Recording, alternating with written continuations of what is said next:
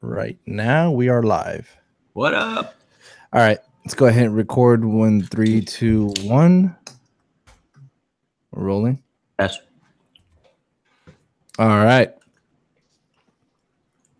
You good? Mm-hmm. All right. Welcome back to another episode of the iFilmmaker podcast. My name is Ariel Martinez, and Mr. Saratelli, right back in Jersey where he belongs. You just got back from a trip. I did. And not a work trip, a fun trip, which was awesome.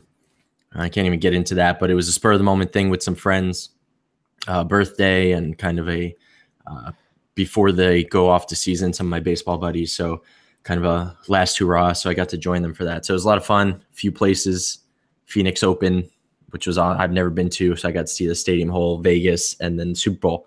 So it was quite a weekend, man. Epic trip.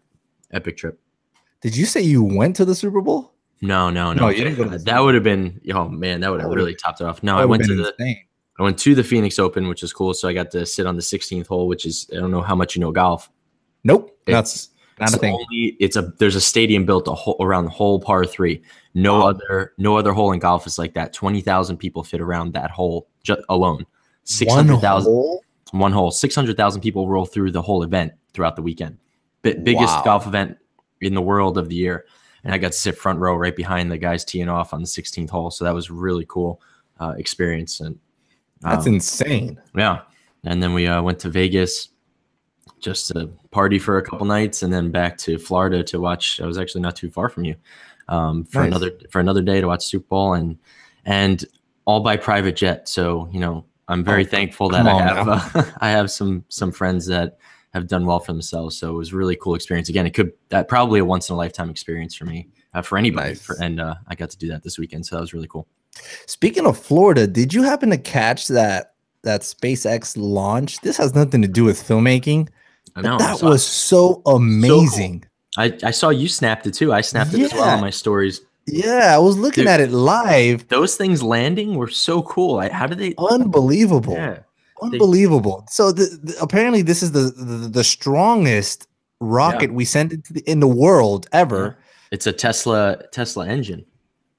Is that what it is? I believe so. Yeah. The guy, Elon Musk. They put a Tesla engine in there. So it's the strongest rocket there's been. And it was like a flawless test, dude. I know they put a Tesla Roadster inside. Well, that's why, because it's this guy, Elon Musk or whatever his name is. That SpaceX whole thing is amazing. Yeah, that really was cool. Incredible. When I saw the model, the 3D model of how it's supposed to work, and then I see the 2 rockets landing in that model, I'm like, what are the chances that actually happens just like that? I know, they landed perfectly. That was incredible. Perfectly, man. I'm not into like science and space all that much, but that was really cool to see.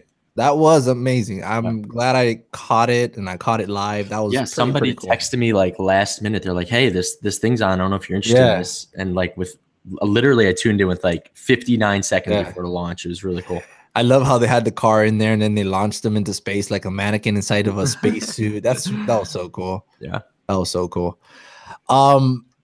Anyways, before we continue with this episode, I just want to give everyone another heads up that on Instagram, if you're not following me or the Film School account, we are currently hosting a giveaway for the Easy Rig Mini Max. That thing is awesome. So it's a very it's not a cheap product. It's a really, really good product. It'd be really cool to win it. So if you guys want to have a chance to win it, go over to the Film School Instagram account or go directly over to the Easy Rig Instagram account. You'll see the post there. The basic rules is that you have to repost the image that we have posted. You have to tag 5 of your friends on it and then use the hashtag MiniMaxRaffle, and you'll be entered for a chance to win the Easy Rig Minimax system. That's really, really cool. Check that out. If we're putting the information for that on the show notes for this episode as well, but the entirety of the competition is on Instagram, so check that out. And yes, they do ship worldwide, so that's pretty cool. So check that out. Go ahead and enter if you haven't already done so. Go follow Easy Rig and very, very grateful for Easy Rig for sponsoring that one and partnering up and wanting to do that. So that's cool. I'm very, very jealous that I can't enter and win because I'm sure people would think we set it up. So people would, oh man, forget about that. Can you imagine? Yeah, I already like, tell everyone that I have ever like interacted with, like, look, you're not gonna be able to win this. Yeah, people will not let me live that down. So we have to pick somebody at random for sure. That's cool that they ship international. Actually, so the person who won the monitor I did with ICANN was from Germany. So that was, that was pretty neat. Nice. Yeah, he was very thankful. It was very cool. Very cool to give that to him. That's cool. That's awesome. So yeah, there's that. Guys, go ahead and check that out if you're interested. So yeah, I wouldn't wait on that. I'd be all over that. So today's episode is something that I think we have to be very delicate with, because I get this all the time. We could just jump right into it. So I get messages all the time, and you mentioned that you do as well, from people asking me to give them gear, free gear, and obviously I don't have gear to give away, but I want to get to why people feel that they need free gear, or they need some sort of gear to get started. So the usual story is, right. I don't have any money. Could you please send me a camera that you're not using, so that I can have a chance at starting a business and doing what I love to do? You would make my dream come true. And I gotta say, I want to be as delicate as I possibly can with this. That is nonsense. That is nonsense, guys. You do not need free gear to do what you love to do. And it doesn't matter where you're from. It really doesn't matter, because, and this is why I say this, if you're already following me on Instagram, that means you have a smartphone.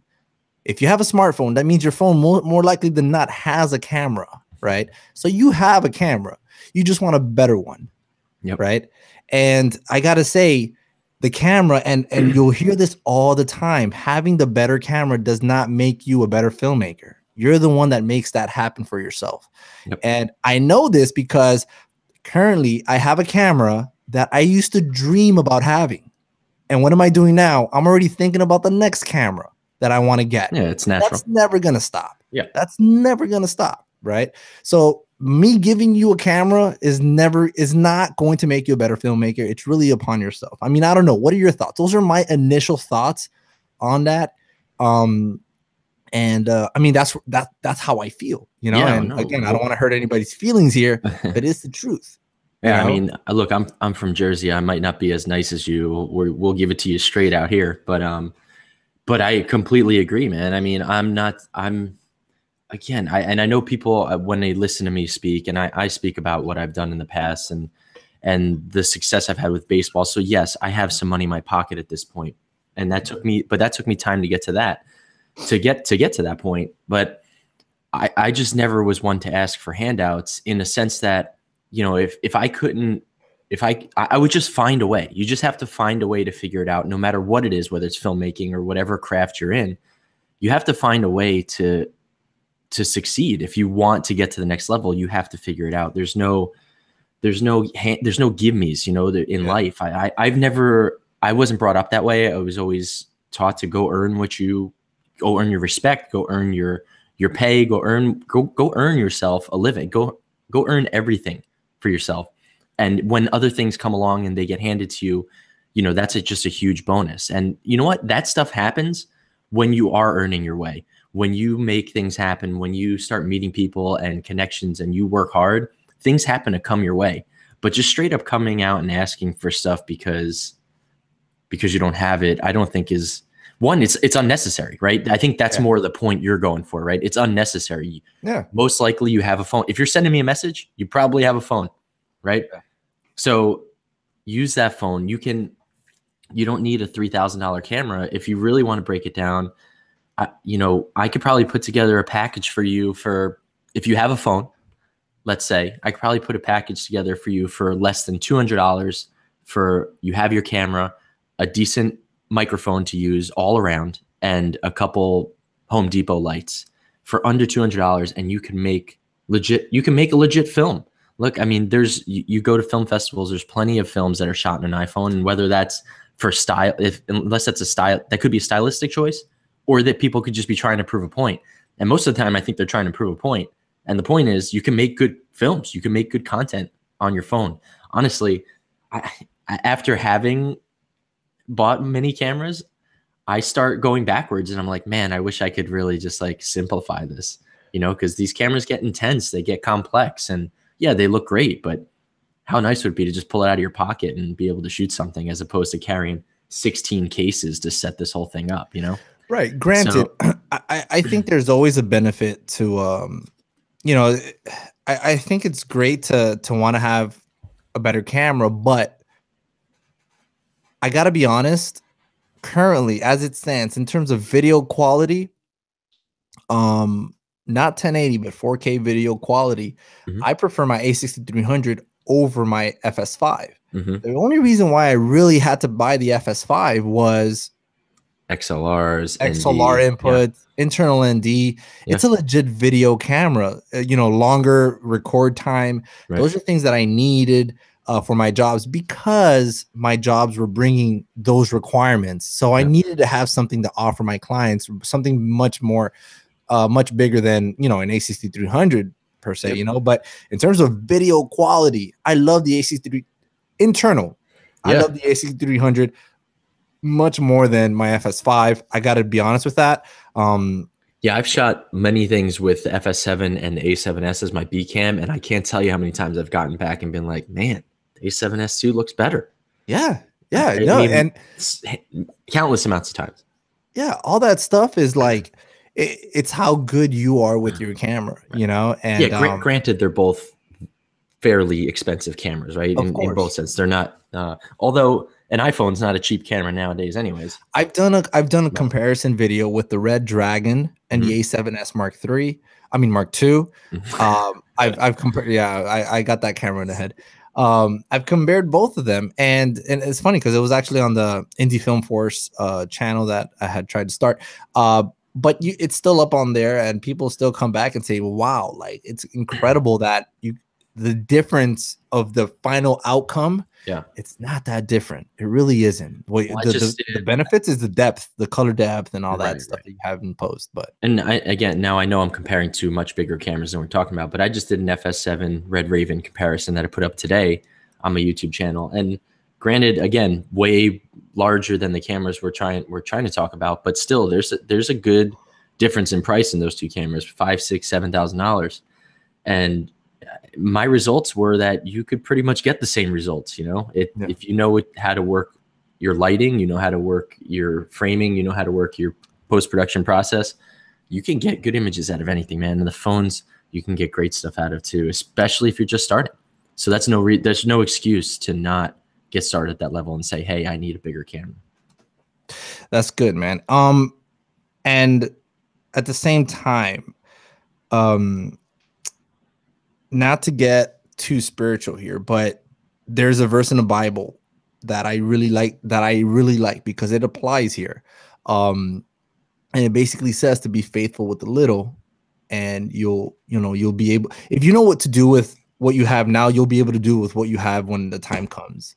So basically that's the premise of the whole thing. And it kind of applies because, so currently I have the FS5 and I have the Shogun Inferno, which is fantastic. And I love getting... You mean the Odyssey and the Shogun? Well, I'm actually getting rid of the Odyssey. Okay. I didn't know if you meant that you have both of them. Right. No. I have the ability to shoot RAW and whatnot. So even now I'm like, all right, what camera should I upgrade to the EVA 1, or should I, by the way, I'm sorry to interrupt you, but I finally got my hands on that a couple weeks ago. Yeah.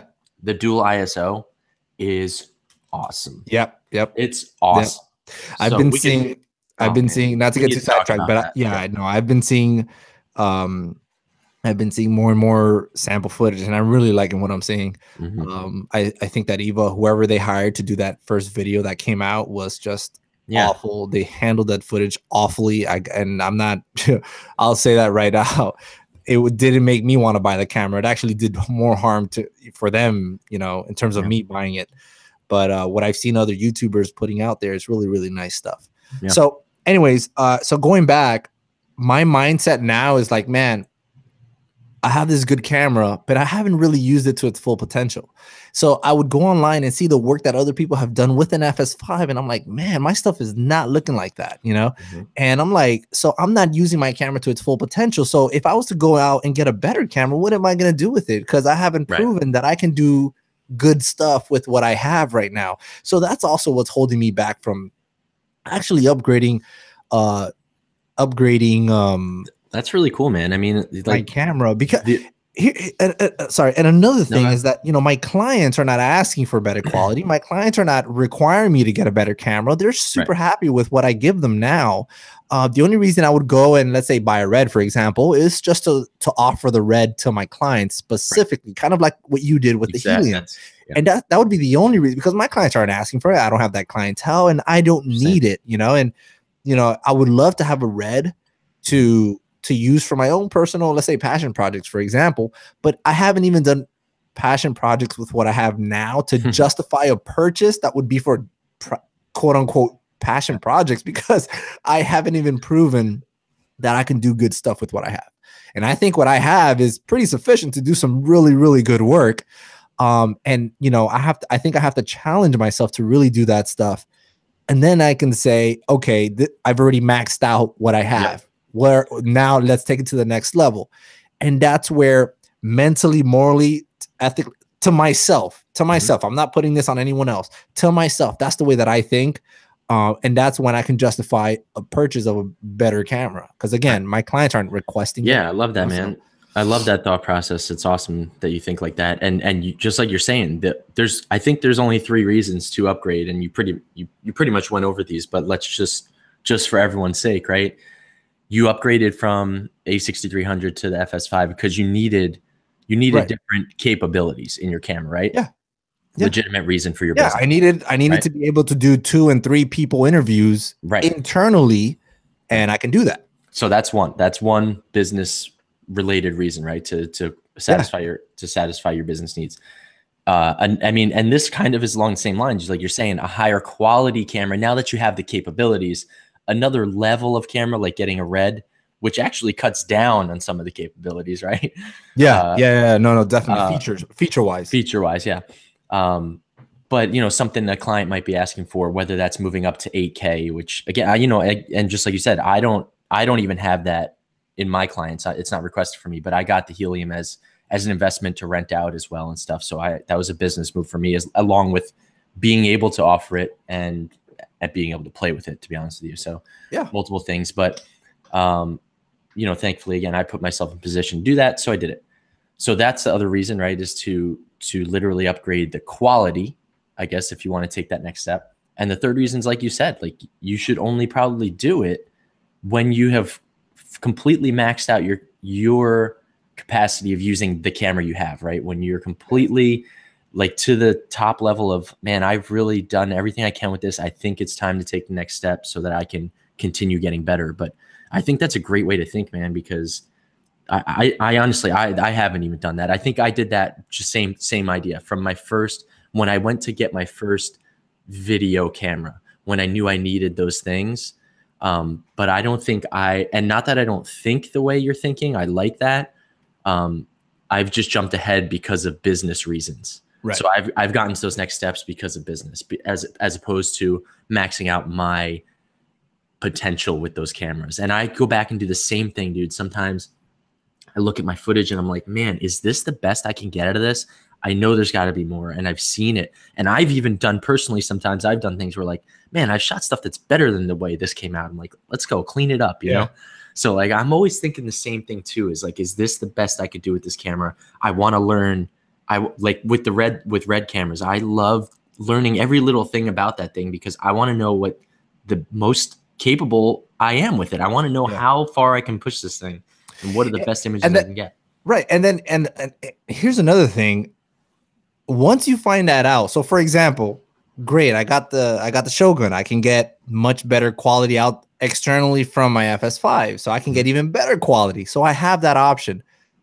now what? You know, like, Yeah. what are you going to do with it? You know, do something with it. Or otherwise it's just pointless to have it, you know? Right. So for example, like what I do get inquiries for is, you know, to go shoot a conference, you know, and I got to say, those things are boring as heck, but they pay a lot of money. I'm not going to ignore that. Now, I need to cater to that market, which is the boring work, which is fine. I'm not going to say no. Everyone here needs money. We have to get paid for our work. But, you know, in order to do that better, I need a second camera that can, you know, because sometimes they want me to record two workshops at the same time. I'm not going to put my AC. I've done it before where I'm shooting one with my FS5, which is perfect and great. I don't have to worry about it. But my A6300 stopped recording on the other one because I wasn't watching it, you know? Right. It has a record limit. So, and they, you know, with more work that way, I can then justify another video camera purchase. And I was already thinking about, you know, instead of getting another FS5, maybe I just go up and get the FS7, you know, and therefore I have two cameras that I can leave on sticks and just not worry about that for those kinds of jobs, which do pay a lot of money. Yep. That would be a very logical purchase. But anyways, back to where, you know, the whole point of this thing is basically to demonstrate that, you know, stop asking for help, you know, do the best that you can with what you have. And if what you have is your phone, do what you can with your phone. If what you have is a $200 camera that came out 5, 6, 7 years ago, do your best with that, you know? Let's clear that up where asking for help, I would say don't ask for like handouts, right? Is that more so what you're looking for? Because I mean, look, I'd love if you can hook up with other filmmakers to help you out. You guys want to collaborate. Yeah, collaborations are perfect. Yeah, collaborations are perfect. You can, all right, fine. Let's asking for help. Like, you know, for example, I'm really trying to get in depth in the coloring, and I really want to get in that DaVinci Resolve and see what potential that program has. I'm asking my buddy, hey, what's up with this thing? You know, give me a rundown. You know, that's fine. That's help. But okay, yeah, you're right. Stop asking for handouts would be a more appropriate term for this. But you know, it's just something that it's a really bad mindset to have, thinking that the equipment is really what's going to get you there. Sure. The equipment is just a tool to get you there. You know, you get yourself there, you know, and that's where I feel that people have the wrong mentality going into, you know, starting a business. You know, I started my business. I didn't even have a camera. I didn't own a camera. I was borrowing, you know, and every time it happened, I would borrow it from a friend. And whenever I made money, I would give him a cut of it, you know. I would offer a cut. He actually didn't take it, but you know, it was out of respect for, you know, thank you for letting me make money with your property. But right. You know, that's how I started. And I don't think that there's anything wrong with that. You know, I'm not going to get hired. I'm not going to show up to a client's house and shoot with a phone. I get that. I understand that, you know, right. But it's just something where we have to get out of that mindset where we think that when we have the gear to do it, that's when we're going to succeed. And that's completely upside down. Right. Yeah, I got to tell you, man, I look back at a short film I shot with the T3i, and I still can't believe how nice it came out for knowing that camera now compared to what I could shoot with now. Oh yeah. But I was so focused on the lighting. I was so focused on everything and trying to get the best out of that camera. I really did. I really did. And I didn't know, honestly, I don't think I knew anything back then, I knew so much less than I do now, but I locked in and I was like, and I made sure I kind of got the most out of that camera. So, you know, you say that, which you said before, and I have done that now that I think about it, and I'm really happy about that, but it wasn't kind of a thought process of mine like you have in your head. But yeah, man, you got to max out your potential with what you have. And then the next step will come, you know, you'll earn that. So. Yeah, definitely. I think that these guys, the fellows over at FilmRight, did a really, really cool thing where they had this episode where they shot a little short script, one of their skits that they put together all the time, basically to demonstrate how to do something.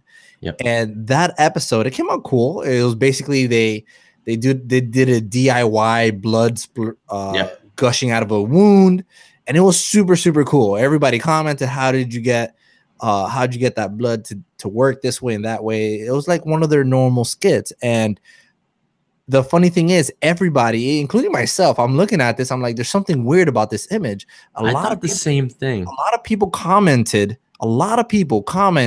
on how different the image looked, how nice it looked. But like, they liked it, yeah. They actually commented that it looks better than their normal skits, and they're asking, what did you do differently on this footage that you didn't do on your usual skits? And it was literally, it was shot on iPhone. Yeah. And that's what, it's funny because they said that it looks better than the C300 that they normally use. Yep. Mark II, by the way, C300 Mark II that they normally use. And that's what they commented. And most people said that it looks better than the normal. I love how Ryan Connolly puts it. And it's funny because he just revisited this topic as well in an episode. And he goes, obviously, if you're using an iPhone compared to a Red, like, it's going to be easier to get your good images. It's like comparing a screwdriver to a power drill. You can get it done either way, but it's going to be a lot harder with an iPhone. Of course, it's going to be a lot harder with a screwdriver, right? I think the other way around is just much easier with the Red. Would you put it that way? Sure. Yeah, okay. I mean, either way, same difference. Yeah, really. Yeah, either way it works. Yeah. So yeah, you could say it either way, but yeah, it's just going to take you longer, and it's going to require a little more effort to get it out of an iPhone than you will with any, a higher level camera. And it's such a great point. I mean, he's so right. You can do it. You can do it with any of them. It's going to be a little harder, but until you work up to that, that's the the price you have to pay. You have to put in the work to get up to those levels. So it's pretty neat how they compare. Here's another thing. So, and again, these are the mindsets that I kind of try to stay into when it comes to this kind of stuff, right? If you're not already making something, when I started, I started my business. I don't have a client base. I didn't have people that I'm already doing business with. That stuff came slowly. So all I did when I was starting off, practice. I would just practice. I would just make work to do. I would still looking at YouTube videos all day long. And when I found something that I liked, 3-point lighting, softness, hardness, I see what they're talking about. I go and practice it, see what they're talking about. And I'm like, wow, look at that. Look, I achieved the look that they just did. That is so awesome. I play with it. I get creative with it. So when the jobs come, I can practice it even more, or I'm ready to go at it. But the point is, I was already doing this stuff before I got the gear that I needed. If you're not doing this stuff at all, already having a camera, if you're already not doing this stuff, by the time you the first step isn't to get a $3,000 camera. Exactly. Well, so the point that I'm trying to make is, once you get the camera, great. You're gonna basically do what I usually do. I test it out, look at the image, great, looks fantastic. I start putting that camera to work. But if you're starting off, you can do the same thing. But then once the hype of having that camera is going to diminish, and you're not going to go back to hustling because you weren't hustling before. Right. So if you're not doing it now, you're not going to do it then, because it's your mindset. It's your entire perspective. Like, you already have to start shooting. Like, show me what you've.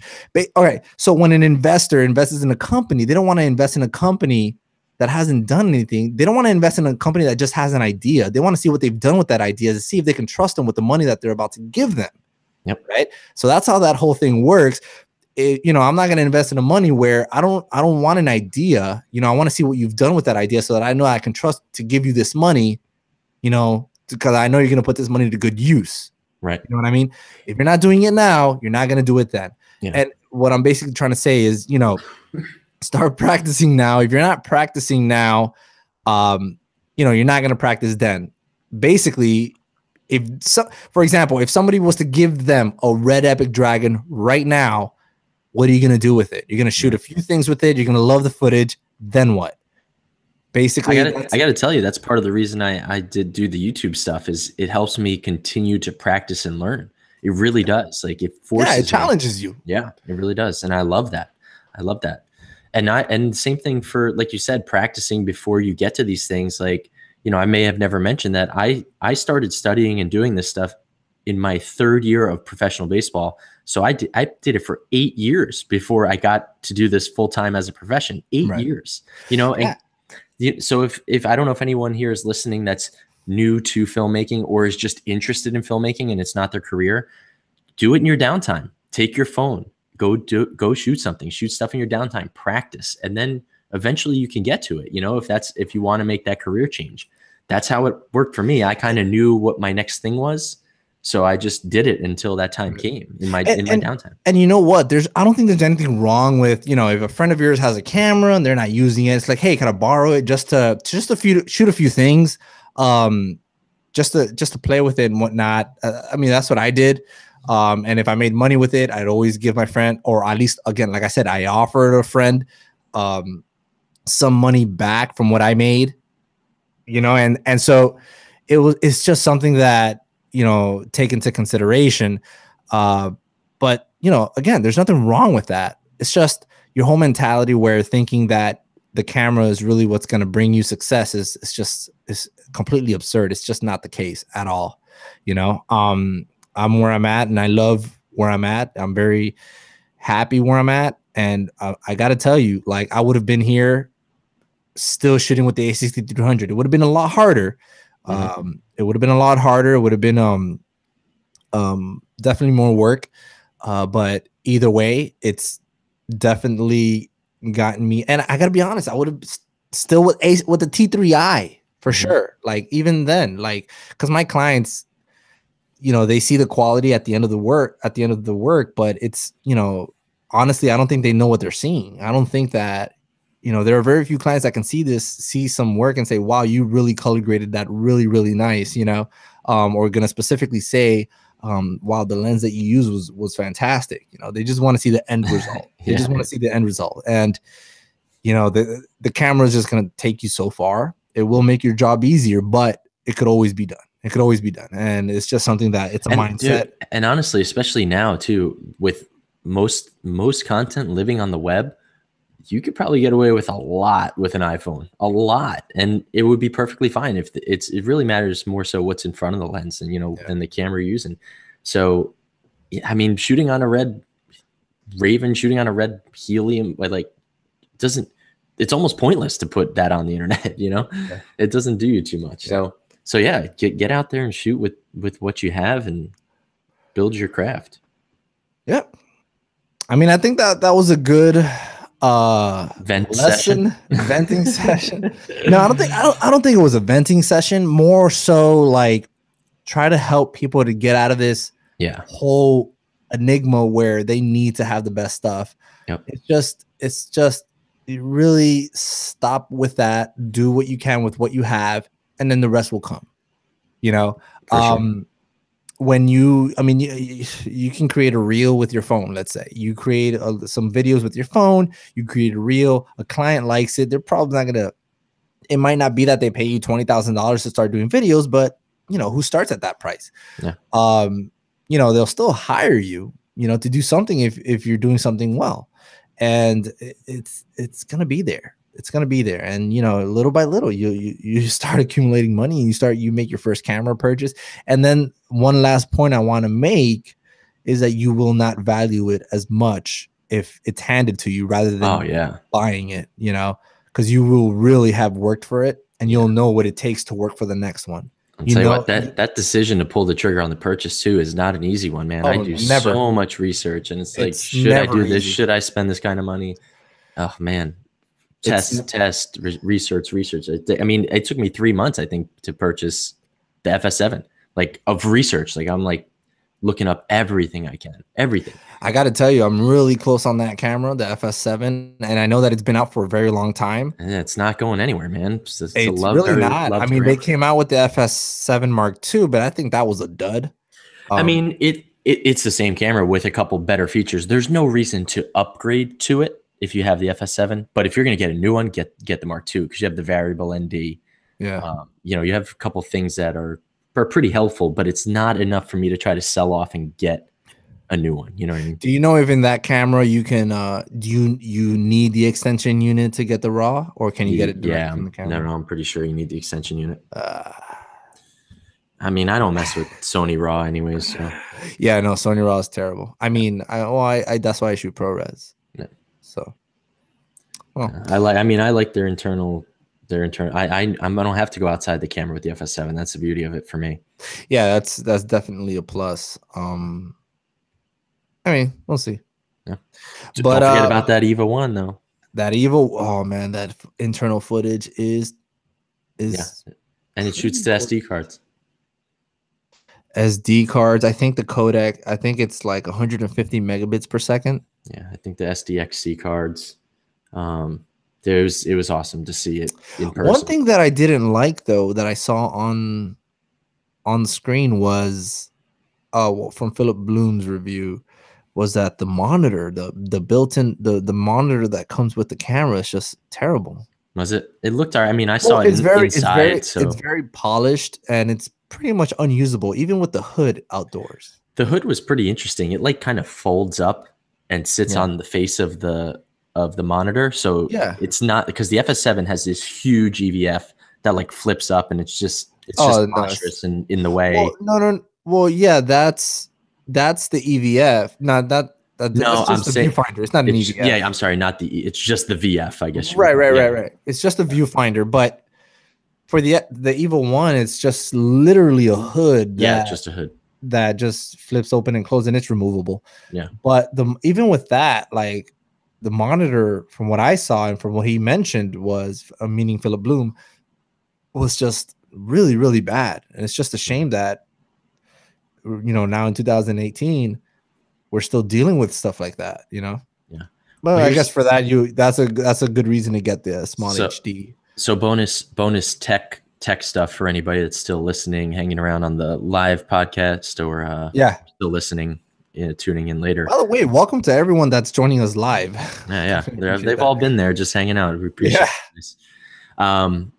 But let's just a couple more things on Panasonic stuff. So I didn't know about the dual EVF until dual native ISO. ISO until this camera came out. But their Varicams all have it, and their dual ISO is the higher end is 5,000 native ISO, not 2,500 like it is on the EVA 1. So apparently you have like a whole nother stop of dynamic range, and obviously it lets in more light, which is really cool. And I also learned that with your native ISOs, they were going over like the tech specs of it, and if you move from the native ISO, I'm gonna get this wrong, so just bear with me. The numbers might not be right, but like every time you take a step up or down with your ISO, from the native ISO, whether it's at the 800 or 2500, whatever you're set at, right? And I'm sure this applies to every camera now that I learned about it, and this is why I'm bringing it up, is every time you move from your native ISO, you're losing dynamic range. And I didn't know that. I didn't realize that. Like, so they said with their cameras, if you move off of it, they actually like spelled it out. It was like, if you move this much, you lose this many stops. Like every so many, you lose a stop. Wow. And I had no idea. So I didn't know that if I'm supposed to be shooting at 800, 800 ISO is the native ISO on my red. If I drop it down to 100 because it's super bright, I'm losing a lot of dynamic range. I didn't know that. Wow. So I'm very interested in like learning more about that. I just found out about that a couple weeks ago, so I want to look into that. It's something we should talk about if it's true. And I imagine it is with the Panasonic cameras. It was the Panasonic tech team that was talking about it. So I didn't know that. Did you? If that's true with every camera, that's something to think about. Never heard of that. Something to think about. That's interesting. It's very interesting. Yeah, isn't it? So is the EVA 1 like a contender for you, or is it just something you're like? I mean, honestly, where would it fit? Where would it fit? I would get rid of the FS5. Yeah. It would replace the FS5. Here's the thing for me. How often do you do 2-camera shoots? Decent amount. And then to match that stuff. So I think I've always hated and have been disgusted I don't, it's too harsh of a word, but I've always hated the Sony colors in comparison with Canon colors Sure. and Red colors, and even Panasonic colors are really nice. Yeah. Really nice. Yeah. But Sony just has this disgusting, to me, it's just nasty starting point. Yeah. That, Oh, I mean, 100% starting point. That's the, you know what? That's such a good way to put it. I wish I would have said it that way on my channel, on my review that I put up today. I said that, but not in that way. They do. It's just so much harder to get where you want to get with Sony. You can get there. 100% you can get there. Yeah. And I've been happy with the outcomes that I've had. Yeah, exactly. And it's just like, it definitely makes you work to get the colors that you're trying to get to. Yeah. I really, really like what I've been seeing from Panasonic. And I just don't want a GH. I just don't want a GH5 or 4 or 5 because of the size of the sensor. I'm so picky about that. Here's the thing, though. Here's the thing. So the way I'm thinking about it is this way. And again, it just sucks that Sony's taking so freaking long for the A7S III. But anyways, I really don't know what the heck they're waiting for. So if I do get the EVO 1, right, and I mean, it's great internal recording, and then later on they're going to come out with a RAW. It's a 5.7K sensor. Yeah. That's fantastic. The colors internal are great. And that's a Super 35 sensor. I would definitely want to get the GH5 just to match the look. You know, if I do a 2-camera shoot. Or if I need to be somewhere where I need to be inconspicuous and just, I don't have to worry about 8-bit. I can shoot 10-bit internal in the GH5. And that's what I'm thinking about when I do these things. Because I definitely want my A cam and my B cam to match, at least in color.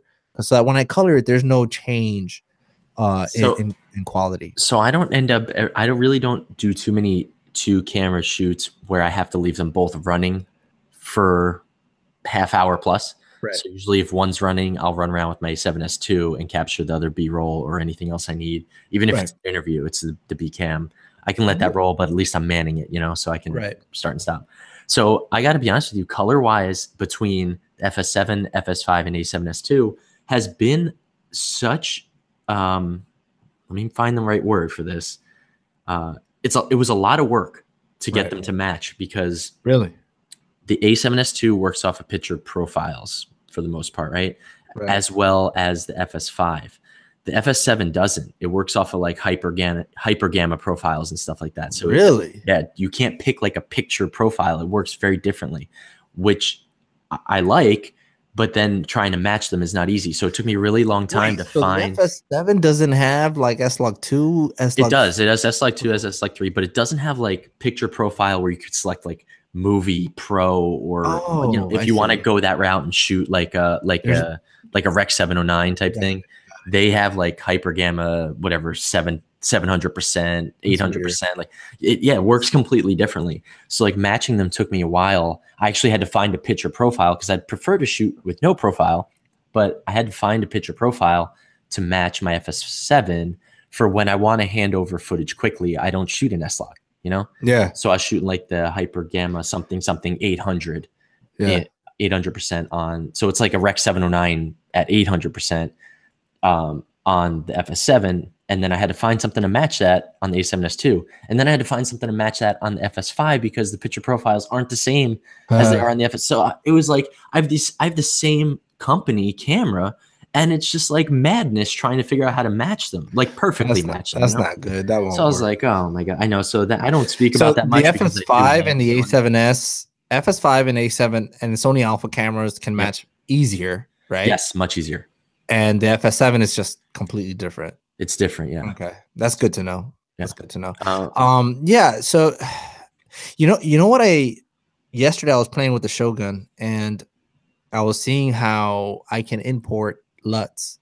So what I was able to do was I took a screen grab. Oh, I recorded a few seconds of, let's say, just my kitchen where there was light, and I had a good different variations of colors, and I brought that flat image, the S-Log2 image, into Premiere. I used the Lumetri color settings. I set the colors exactly where I wanted them for the finished point, and then I exported that as a .cube file. And to import that is so simple. I just literally put it outside, like right obviously in the on the SSD, just right outside, just throw it in there. No matter where. No matter where, anywhere. Okay. I just leave it right outside. Yeah. And I put that right in there. And then when I go to say import LUT, it's like right there, the only one. And I just click on that. It's simple. Like it's so simple. Yeah. Because as you know, with the Odyssey, you have to have like a very specific folder. No. With it. No. And I've done that before. Yeah. No, with this is simple. You just throw it on there and that's it. You could format the card afterward. Obviously that's not in the SSD, but it stays imported in the recorder. All right, you're getting close to convincing me. Getting close. Play with it. Maybe next time you're in Miami, you can play with my Shogun, and you'll see what I'm talking about. No, but it's so cool. I'm very glad that I have it. The cool thing, and it is another thing I like about the GH5 is that it has a full size HDMI port.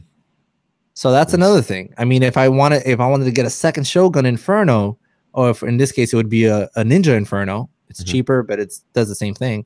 I would pair that with the GH5 and then get the ProRes from the EVA 1, and we got matching images, and it should all be gravy. But I don't know. It sounds easy on paper. I don't know what other complications it would come with. Yeah, I don't know if it, again, like you said, I don't know if it would fit in. I would definitely, if anything, switch it out with the FS5, because I really don't use the FS5 for much, but I use it for my YouTube channel. I use it for this.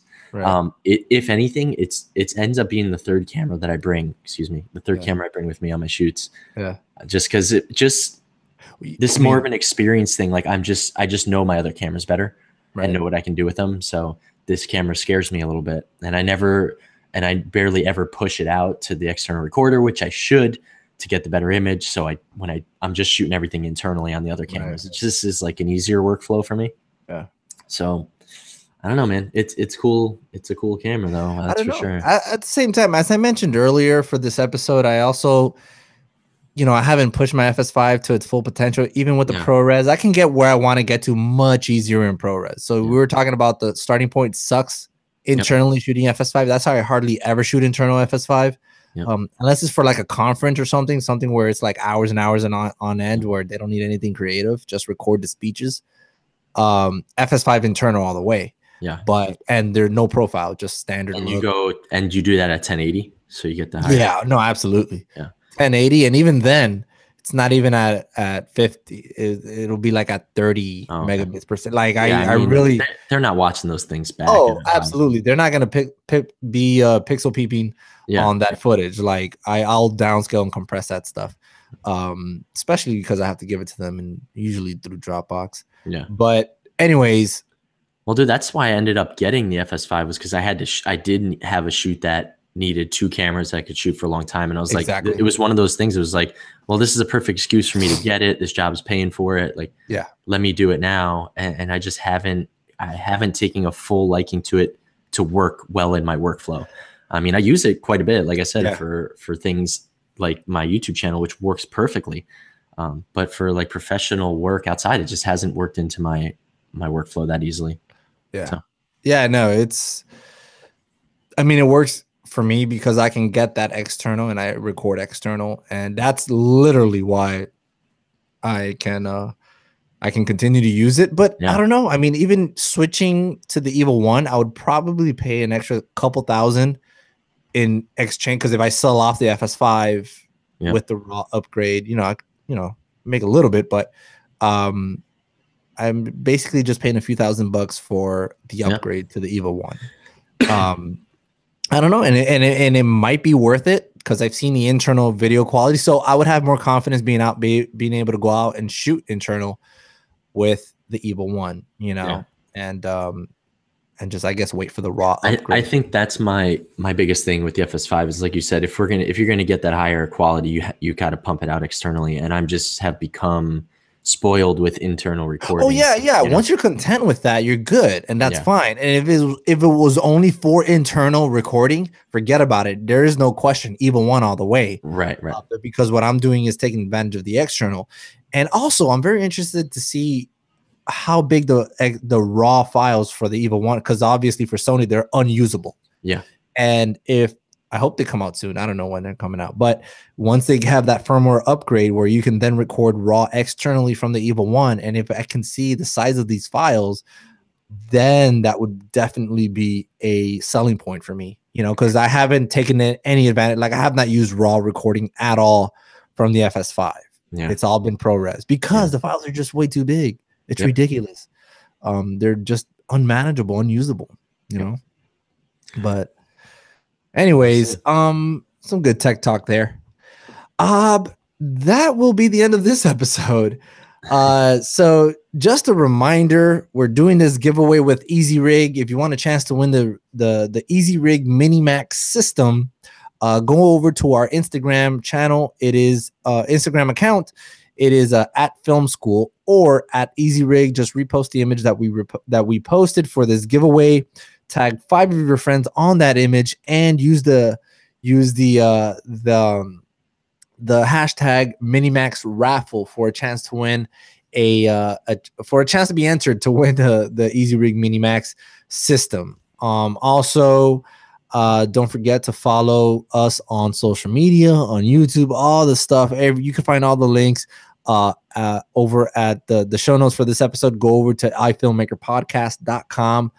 You know, you got Jersey Filmmaker. There's a YouTube. There's a Instagram account. There's mine as well, arielmartinez.tv. All those links, you can find it over at iFilmmakerpodcast.com. Don't forget to subscribe on iTunes, on YouTube. We had several people join us live. If you want to catch these episodes live, because they're pretty much sporadic whenever we have time to sit down and hash one of these episodes out, we do that. And there is not really planned. There is no schedule for this. So make sure that you get on there. Well, we have a request. If we could do an episode on pre-production, mood board, all that stuff. Absolutely. That's actually a really good episode. We definitely have to hash out some plans for that. But yeah, for sure, pre-production. I'll put that in the topics to talk about. But yeah, I mean, if you guys want to get notified every time we go live, ask your questions, steer the conversation a different direction, go ahead and subscribe. Make sure that you're getting notifications. Turn on the notifications when you subscribe, so you make sure you get notified every time we go live. I know I get notified. I know Mr. Cervitelli gets notified, and that would be cool. Excellent. And don't forget to leave us a review. That helps us a lot. Share the episodes with your friends, family, co-workers, whoever is around you. Just let them know. There's this really cool channel called iFilmmaker that you listen to, and check that out. You're doing a comparison video on your channel, Jersey Filmmaker, or you already did it? It came out today. Go check that out. So, the Red Raven versus FS5. Red Raven versus FS5. I definitely want to see that. I saw you posted on Instagram. Yeah, I just posted earlier today. So nice. So I wanted to check that out. You guys go check that out. Red Raven versus the FS5. I'm gonna go see that soon. All right, man. This is a great episode. Yeah. We'll see. What's today? Thursday? Today, Monday? Today's Thursday. We'll have our next episode on Monday. We'll see when we record that one. All right, buddy. So I'll see you on the next one. You got it. Thanks everyone for joining. See ya. Later.